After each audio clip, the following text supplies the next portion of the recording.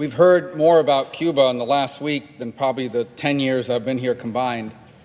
And yesterday we heard from the White House. And the White House, after having some sort of meeting or conference call, came out and said that they're going to be looking at remittances and increasing and making it easier to get money to relatives in Cuba. That's not surprising. The people in charge of Cuba policy at the White House, at the National Security Council and at the State Department, the people in charge of Cuba policy have long been advocates for dialogue with the regime and an economic opening to the regime. They've been for getting rid of the embargo and that sort of thing. I think it's important, given the fact that I recognize that most people in this country and in the Senate don't follow this issue on a regular basis, that we address that.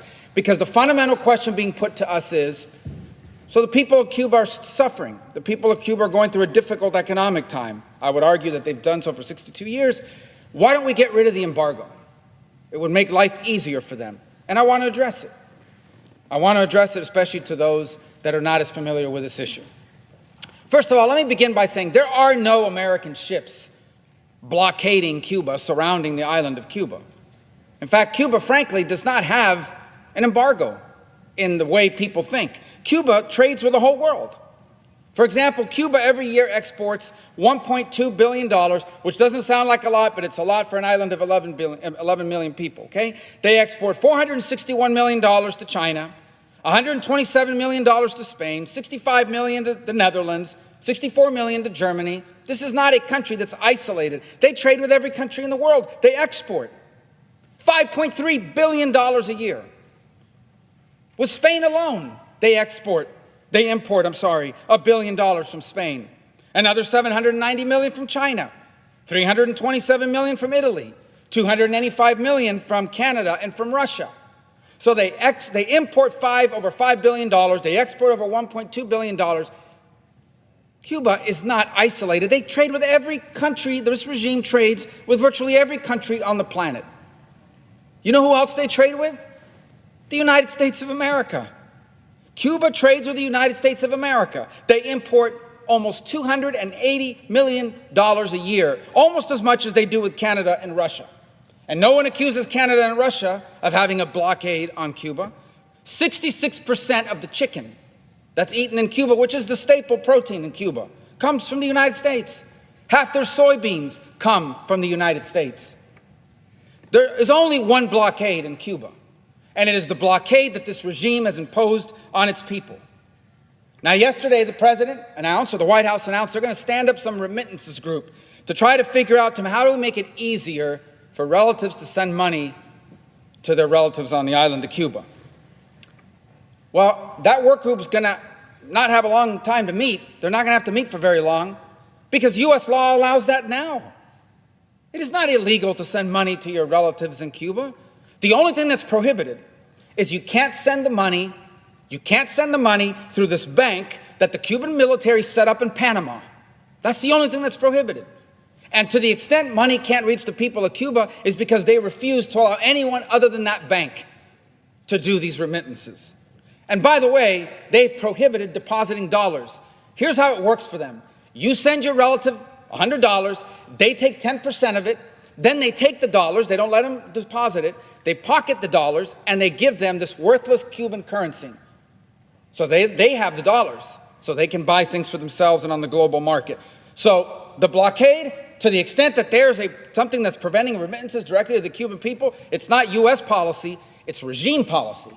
They're the ones that need a work group.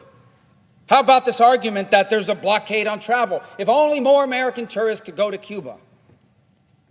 By the way, Cuba's already filled with Canadian tourists and Italian tourists that enjoy five-star accommodations. And I'll be frank, many of them go there, these sick, disgusting men that go there to hook up with a 16 or 17-year-old girl. But that said, they talk about travel to Cuba. Well, let me tell you something. Travel's allowed now. An American can go to Cuba.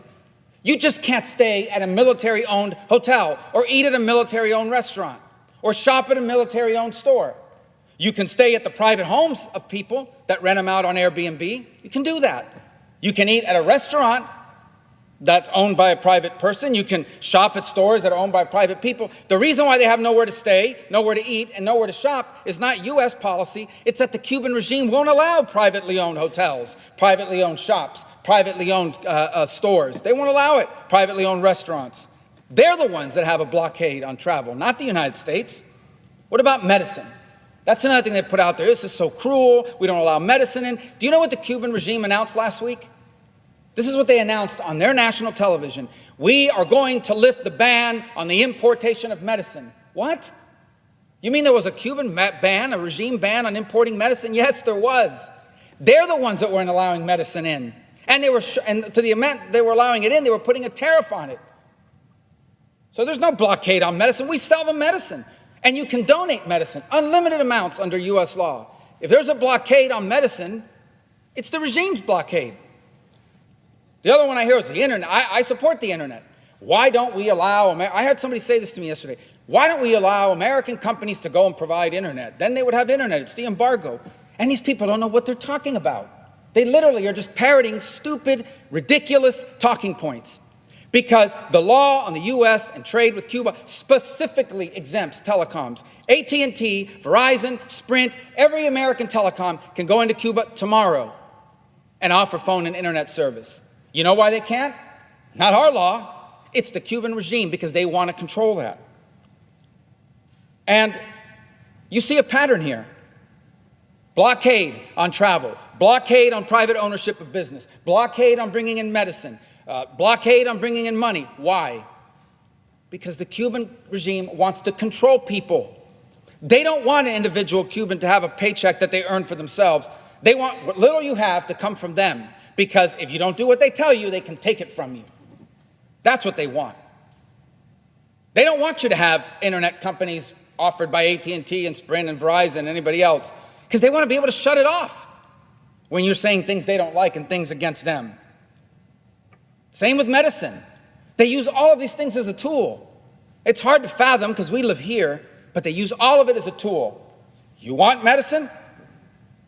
Are you posting stuff on the internet? Are you saying things against the regime? Are you speaking out? Are you not participating in these acts of repudiation that we force people to do? Because if you don't, you're not going to get your medicine. And they certainly don't want the cash flowing around. They don't want independent ownership. They don't want the people of Cuba to have liberty. This is all about control. All about control. And by the way, in the law that codified the embargo, it has a clause that automatically triggers the end of the embargo. And you want to know what this tough standard is that's in the law? Free the political prisoners, free press, free and fair elections, multi-party elections. The regime does those three things, the embargo ends automatically. Automatically. There is no embargo on Cuba. There is an embargo on the Cuban regime, an embargo on the companies they own. Because what they wanted to do is they wanted to take the Obama opening, funnel all that money through their companies. People say their Spanish companies own hotels. They don't own the hotels in Cuba. The regime owns the hotels. These hotel chains that open in Cuba on the beaches, they don't even pay their employees. They pay the Cuban government. The Cuban government pays the employees. Control. So the bottom line is this. Anybody who stands up and says there's an embargo, there's a blockade by the United States and it's cruel and it's causing all these policies is one of two things. They don't know what they're talking about and they're just parroting some talking point, or they're liars. That's the only two options. This is not about an embargo. The people of Cuba did not take to the streets, did not have their head cracked open, did not have their kids arrested and put in jail, mothers who tomorrow plan to march in Cuba because they don't know where their children are, arrested, they don't know where their kids are. They broke into homes, they grabbed 16-year-old boys, they gave them a bat, they said, you're going halfway across the country to beat people up in the street. They didn't stand up against all those things because of an embargo or because they wanted remittances. They stood up because they wanted liberty. Libertad. That's what they wanted. That's what they're telling us. Why don't we listen to them? They told us what they want. They want libertad. They want liberty. And if there are any people on this earth that should understand that, it should be Americans.